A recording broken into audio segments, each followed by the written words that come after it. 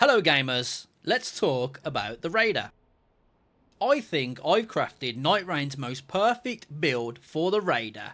It's so simple, even a Raider brain can do it. For my Raider mainers that are listening, obviously you'll be able to understand what the pictures are and the numbers, but obviously the words might be a little bit difficult for you, so... Now I've crafted every build possible for Raider, everything you can think of that's even viably possible.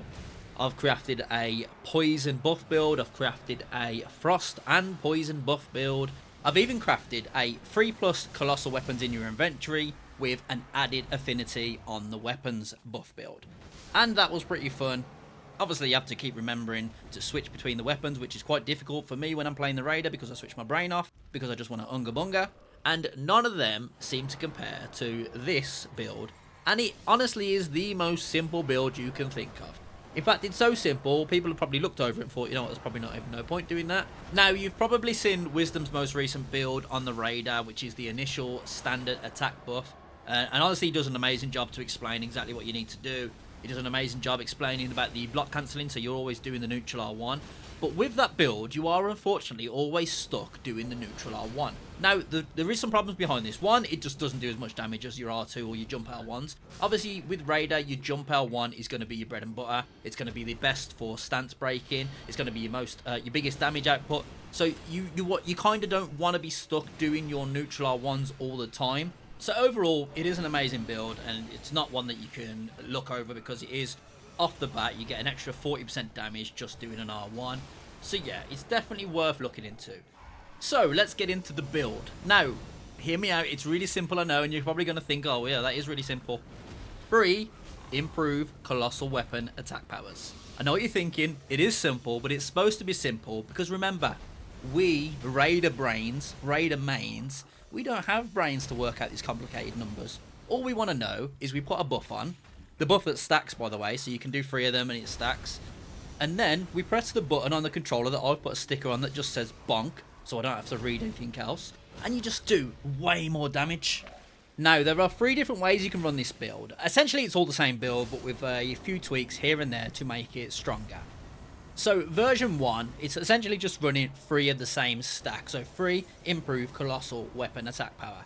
Personally, this is the one I run mostly. It's probably my preferred because there's no thinking about it. The 2 other versions are obviously stronger. They just require more thinking and more effort. So, the second one is actually running 2 improved colossal weapon attack powers, but then also running the Everjail relic. Because obviously, if you can get 40% from the Everjails, plus the improvements you're getting from the colossal buff, it's obviously going to be way stronger. And thirdly, and this one, it does require a bit of work and it does require a bit of thinking, which I know is a difficult task for some of us. It's especially a difficult task to me. I ran this build and you just keep forgetting to do it. But essentially, it's running 2 improved colossal weapon attack power buffs, but also running the Night Lord relic. Now, in terms of numbers, this is with 0 relics attached to Raider. As you can see there, neutral R1's doing 180, R2's doing 222, and then a jump R1 is 278. Now, I'm pretty sure I've got the numbers right, but if you compare that to with the 2 buffs that I've shown you, on the left, you've got the 3 improved colossal types, and as you can see, it's 20% and 47%. And on the right, we've got with the affinity bonus, and we've got 32% and a 63% boost, which is obviously insane, especially if you jump in L1. If you get 2 endgame colossal weapons, and you're doing jump L1s at like level 15, that's an extra 47 or 63% on your build, depending on what build you run, obviously, every time you do a jump in L1. Not to mention, you're already going to stance break them in probably, what, 2, 3 jumping L1s, and then you get the extra bonus from the critical damage. It's an insane build to run for Raider. But obviously this isn't just stuck at Raider, this can be used on any of the characters. The other characters, a lot of them tend to need the relics, their personal relics, to make them a little bit stronger. Raider doesn't really need any of his own relics. Obviously his relics are really strong and they work, especially the one where you get a damage boost when you're taking damage using his skill, which you're obviously going to use quite a lot to mitigate damage coming in. So, you know, there is that. But Raider is someone you can play that doesn't really need his own personal relics to make him strong. So yeah, take what you want from this video. If you're kind of bored of running the Everjail meta for the, you know, the 40% that you get, and you just want to try out something different, something that, you know, requires way less thinking, way less prep time, you haven't got to run around the map trying to get all the Everjails, trying to find stone sword keys, you can just, you know, basically explore the game and play the game how you want. this is going to be the build for you, especially for Raider. But again, this will work with any character, and it will also work with any of the improved X weapon type attack power, because it is a flat 6.5% boost. So yeah, if you're running 3 of them, it is going to be, you know, roughly 20% boost. And then if you're power stancing the weapon, it's going to be double that because you've got the weapon twice. So gamers, as always, this is the end of the video. If you're still here, I really do appreciate your time. Time is really important, and if you're spending 5-6 minutes watching one of my videos, I appreciate that more than you know. Now, I am going to do some of the cringy YouTube stuff.